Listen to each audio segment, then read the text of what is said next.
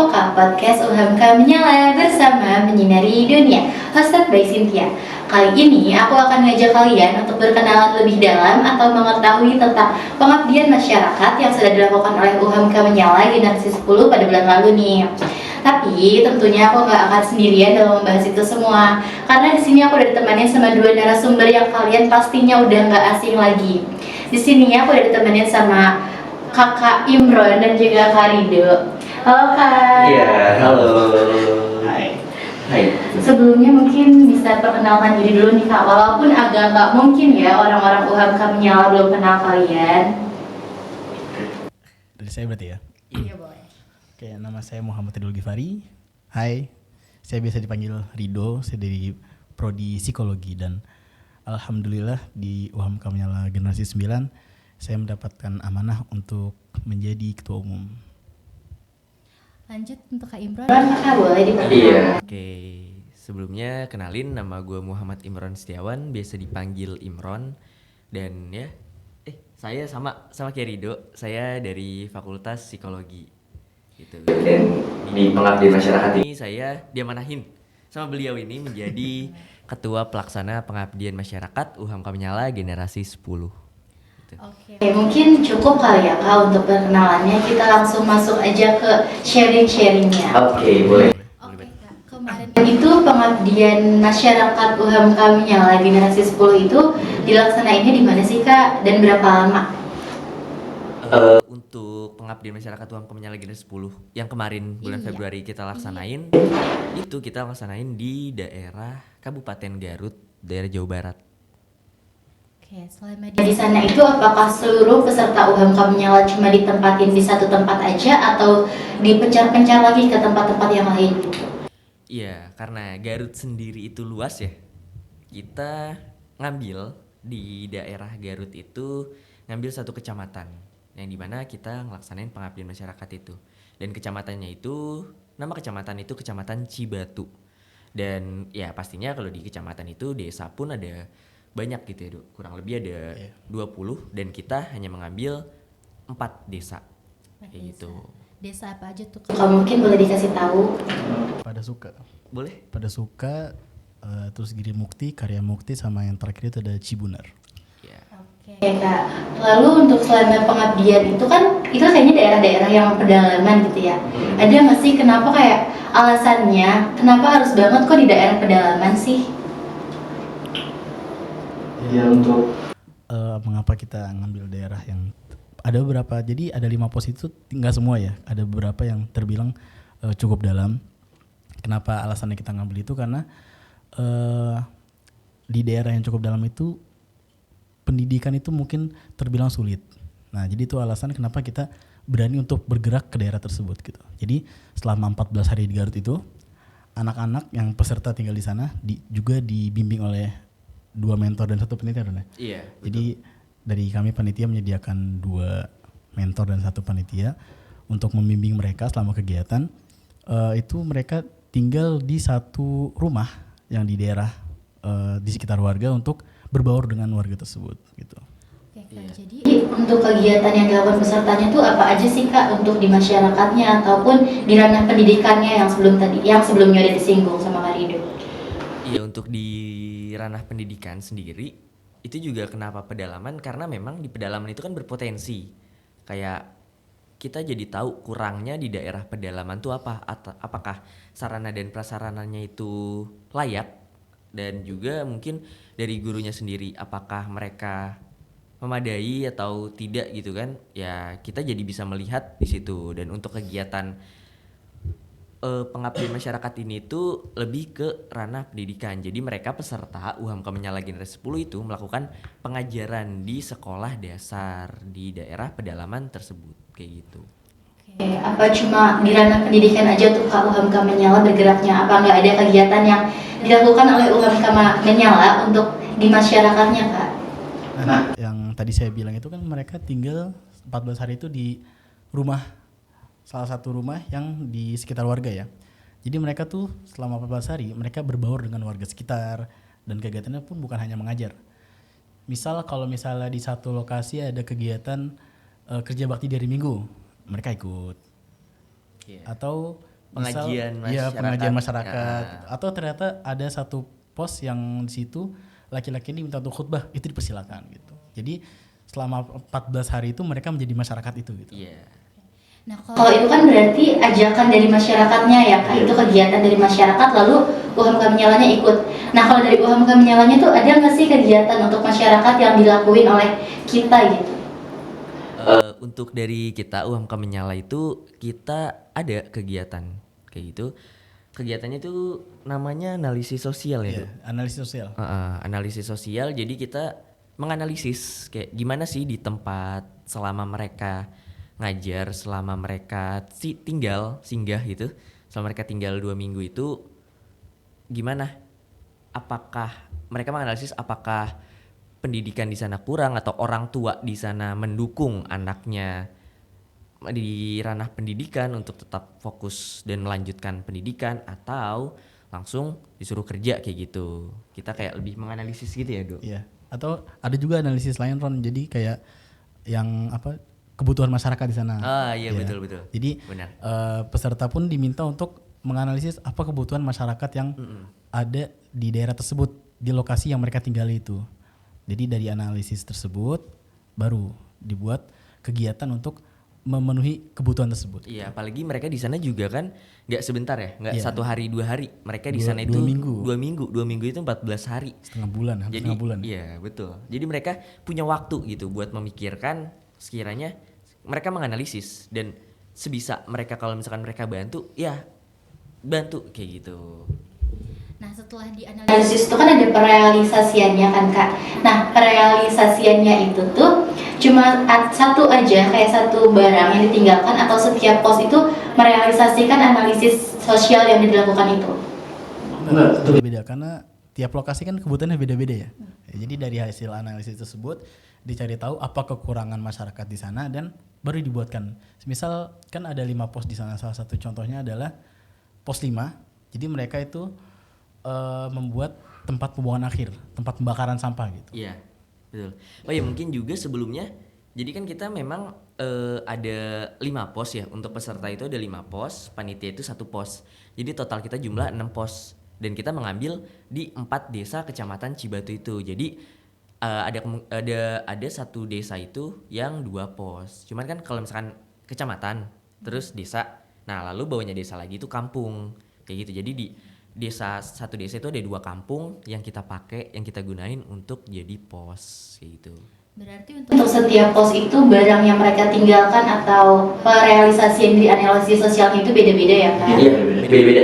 Kayak dari Pos 1 sendiri ya, mungkin dari pos 1 dulu. Dari pos 1 sendiri itu mereka meninggalkan atau mereka membuat dari mereka sendiri, uang punya lagi 10 itu membuat lekar. Lekar itu seperti tatakan buat ngaji gitu di masjid. tatakan Meja kecil, ya, meja kecil buat ngaji. buat ngaji kayak gitu. Itu mereka membuat itu lalu mereka menyerahkan di masjid atau bisa dibilang TPA ya, tempat pengajaran Al-Qur'an gitu. Yang mereka tinggalin di sana karena memang mereka melihat kebutuhan yang di sana itu mengaji itu mereka ya udah kayak gini mungkin terus Gitu di pangku gitu. Jadi mereka membutuhkan lekar, meja kayak gitu, akhirnya mereka membuat dan mereka menyerahkan lekar itu ke warga setempat kayak gitu. Selain lekar itu mungkin ada apa lagi sih, Kak? Kayak bisa dijelasin satu-satu, misalnya kayak pos ini atau pos general mungkin. pos 1 ya. Tadi pos 1. Kalau pos 2 sendiri itu di sana mereka tidak membuat, mereka melakukan. Apa tuh? Jadi di pos 2 itu ada dekat Walungan, lokasi, iya kayak aliran air besar gitu. Nah di sana itu masyarakatnya sering membuang sampah sembarangan di kali tersebut. Jadi yang mereka lakukan adalah mereka langsung terjun ke situ untuk melakukan pembersihan. Membersihkan. Udah bersih, jadi mereka ngambil gambar before afternya. Terus setelah mereka melakukan pembersihan, mereka membuat pelang besar dilarang membuang sampah gitu. By UM Gen 10. UM Gen 10. Jadi mereka lebih meninggalkan tempat kata-kata gitu di Iya. tempat itu ya. Membuat pesan. Di kali Walungan kalau orang sana nyebutnya katanya. Keren. Inspiratif. Langsung terjun Pos langsung. 3. Betul. Untuk pos 3 sendiri itu mereka membuat pos kamling. Iya, pos kamling warga. Pos kamling di desa, di kampung tersebut mereka membuat pos kamling gitu kayak dari bambu kayak gitu. Seadanya. Seadanya mereka dibantu warga gitu kan. Mereka membuat pos kamling yang dimana nanti pos kamling sendiri itu buat warga ngeronda ya Iya, tiap betul. malam kayak gitu. Karena memang kebutuhan di warga pos 3 sendiri itu adalah pos kamling kayak gitu. Mereka nggak punya pos kamling. Jadi mereka pos 3 itu membantu untuk membuat pos kamling kayak gitu. Terus lanjut pos Pos 4. Nah, Kalau pos 4 sendiri itu hampir sama kayak pos 2, cuman kalau pos 4 itu nggak ada kali, jadi mereka buang sampah ya sembarangan gitu. Jadi di mana-mana di sampahnya. mana aja gitu Iya. mereka ngebuang. Nah, jadi yang dilakukan sama pos 4 adalah mereka membuat sampah tong sampah. Tempat sampah. Tempat sampah dari bambu yang bisa dipindah-pindahkan gitu.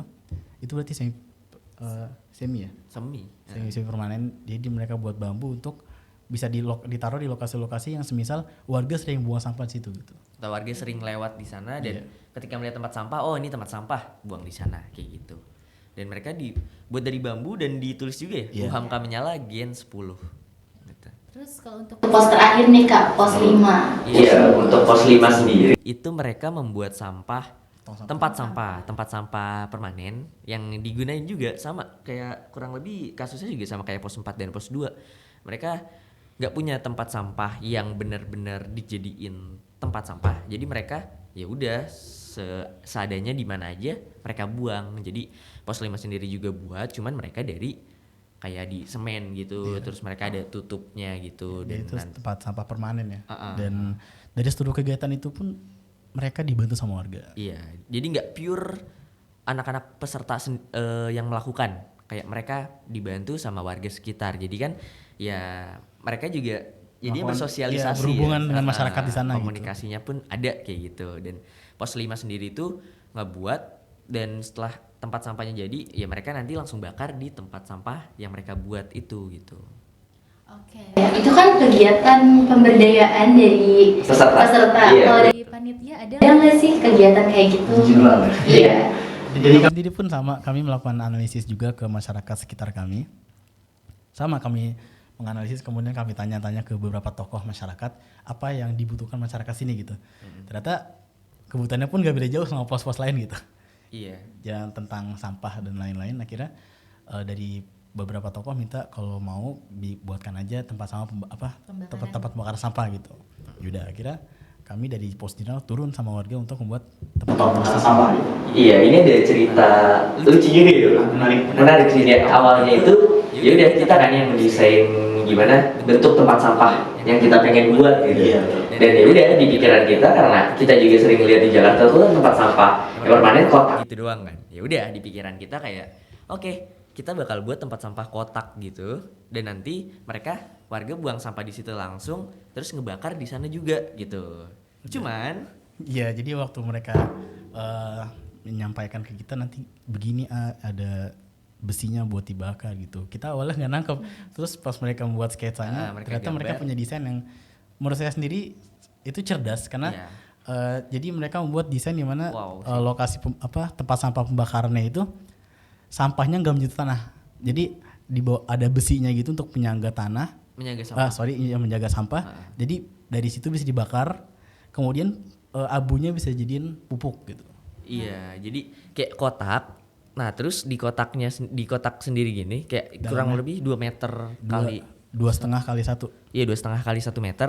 Jadi kotak gini, dan di bawah itu ada 2 bolongan gitu, kayak 2 lubang yang mereka buat, memang dibuat terus jadi warga di sana tuh nggak langsung ngebakar di gitu, atas, tapi bakar dari bawah. mereka bakar dari bawah, dan di bawah sendiri itu nggak ada sampah, jadi itu kayak lowong gitu kosong, karena memang disangga sama besi sampah-sampahnya. Jadi mereka bakar dulu dari bawah gitu.